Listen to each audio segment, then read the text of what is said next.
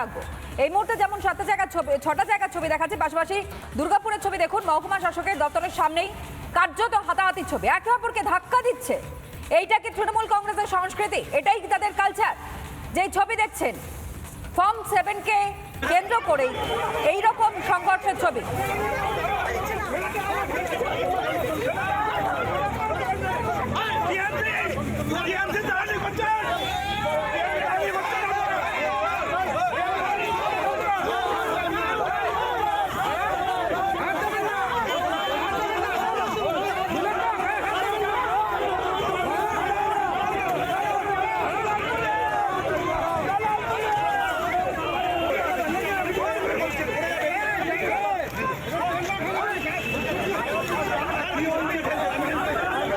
আর এই মুহূর্তে রমেন আমাদের সহকর্মী আমার সঙ্গে রয়েছে। রমেন, পরিস্থিতি ঠিক কোন জায়গায় যে পুলিশ পর্যন্ত সামলাতে পারছে না গোটা পরিস্থিতি? দেখো, দুর্গাপুরে আমি দাঁড়িয়ে আছি ডিবিসি মোড়ে, দুর্গাপুরের বিধায়ক লক্ষণ গুড়ের নেতৃত্বে জাতীয় সড়ক অবরোধ চলছে এবং এখানে বিধায়ক বসে আছেন এবং বিজেপি কর্মী সমর্থকরা এখানে বসে আছে। আমি একটু দেখাতে বলবো, বাঁদিকে সারি সারি গাড়ির লাইন, একটু গুরুত্বপূর্ণ রাস্তা 19 নম্বর জাতীয় সড়ক। যেভাবে বিজেপি কর্মী সমর্থকরা S7 ফর্ম জমা দেওয়ার সময় দুর্গাপুর মহকুমা শাসকের যে অফিস সেখানে আক্রান্ত হয়, সেই আক্রান্ত হওয়ার প্রতিবাদে দুর্গাপুরের এই ডিবিসি মোড়ে অবরোধ চলছে। এবং আমি একটু কথা বলবো বিধায়কের সঙ্গে, যে জবাব দাও। আমরা জানেন এসআর শুরু থেকে যেভাবে তৃণমূল কংগ্রেসের নেত্রী অভিষেক ব্যানার্জি ঘেরাও করা হবে, দেখে নেওয়া হবে, গুড়িয়ে দেওয়া হবে, বিরোধিতা করেছিলেন। আমরা আজকে এসআর এর অবজেকশন ফর্ম জমা নেওয়ার কথা ছিল, গতকাল যোগাযোগ গেছি, উনি বললেন কালকে দুপুরে আসুন। আমরা তো দুপুরে যাচ্ছি, আমরা কি দেখলাম তৃণমূল কংগ্রেস এবং সিপিএম যৌথভাবে গেটকে আটকে রেখে পরে পুরো দুর্গাপুরে গুন্ডাবাড়িকে নামিয়ে পরে আক্রমণ করা হয়েছে। আমাদের party general secretary Abhijit Dutta, Amitabh Sen, Samanta Banerjee মহিলা নেত্রী, তাকে আক্রমণ করা হয়েছে। তার বিরুদ্ধে রাস্তা নেমেছি, উদ্দেশ্য একটাই, নিবেদন মশাই বলেছে ফর্ম জমা নেওয়ার জন্য কেন, কোন কারণে এই যে ফর্ম জমা নিচ্ছে না জানতে চাই, সেই কারণে হাতে নিয়ে রাস্তা নেমেছি।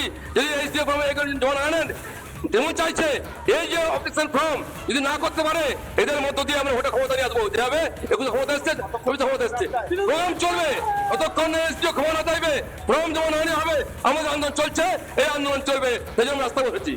এলাকার বিধায়ক যেটা বলছেন যে যতক্ষণ না S7 ফর্ম জমা নেওয়া হবে ততক্ষণ এই রাস্তা অবরোধ চলবে। আমি দেখাতে বলবো দুর্গাপুরের যে জাতীয় সড়ক 19 নম্বর জাতীয় সড়ক, দুটো লেন, কলকাতাগামী লেন, আমি দেখাতে বলবো কলকাতাগামী লেন যেমন বন্ধ করে দেওয়া হচ্ছে, পাশাপাশি আসানসোলগামী যে লেন, সেই আসানসোলগামী লেনেও এখানেও মহিলারা তারাও অবরোধ চলছে।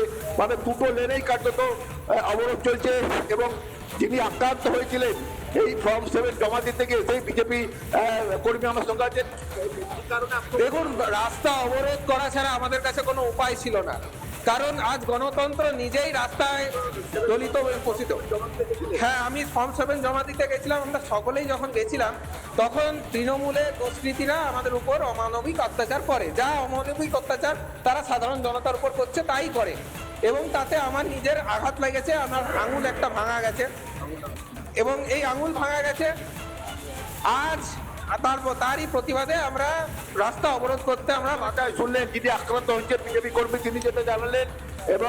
এবং দুর্গাপুর শহর গুরুত্বপূর্ণ একটি শহর এবং সেই শহরের যে প্রাণ কেন্দ্র সিটি সেন্টার, সেই সিটি সেন্টার ঢোকার যে রাস্তা, যেখানে যে সিটি সেন্টার ঢোকে, দুটো লেন কার্যত অবরুদ্ধ হয়ে আছে। বিজেপি কর্মী সমর্থকরা সেই দুটো লেন তারা অবরোধ করে রেখেছে। আসানসোলগামী লেন এবং কলকাতাগামী লেন কার্যত অবরুদ্ধ হয়ে পড়েছে দুর্গাপুর শহর। একদিকে দুর্গাপুর স্টেশন, সেই স্টেশনে যাওয়ার রাস্তাও কার্যত বন্ধ। এবং বিজেপি কর্মী সমর্থকরা যেভাবে ফর্ম 7 জমা দিতে গিয়ে আক্রান্ত হতে হয়েছে, সেই কারণেই বিজেপি বিধায়ক লক্ষণ গুরুই তার নেতৃত্বে এই অবরোধ চলছে। আমি একটু দেখাতে বলবো এই যে জাংশনের যে ছবি চারিদিকে ঠিক, এবং সেই ছবিটাই কিন্তু আমরা তোমার মধ্য দিয়ে দর্শক বন্ধুদের সামনে তুলে ধরছি। নজর রাখো রমেন, আপাতত তোমায় ধন্যবাদ জানাই। নানা ধরনের কন্টেন্ট দেখার জন্য লাইক করুন, শেয়ার করুন আমাদের ফেসবুক পেজ, সাবস্ক্রাইব করুন আমাদের ইউটিউব চ্যানেল। পাশাপাশি অন্যান্য ব্রেকিং নিউজের জন্য অবশ্যই চোখ রাখুন রিপাবলিক বাংলায়।